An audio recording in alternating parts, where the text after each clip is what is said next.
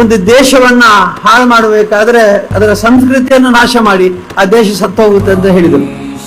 ನೀವು ಯುದ್ಧ ಮಾಡಿದ್ರೆ ಗಡಿಯಲ್ಲಿ ಇದ್ದದ್ದು ಸೈನಿಕರು ಬಿಡೋದಿಲ್ಲ, ಅವರು ಹೋರಾಟ ಮಾಡ್ತಾರೆ.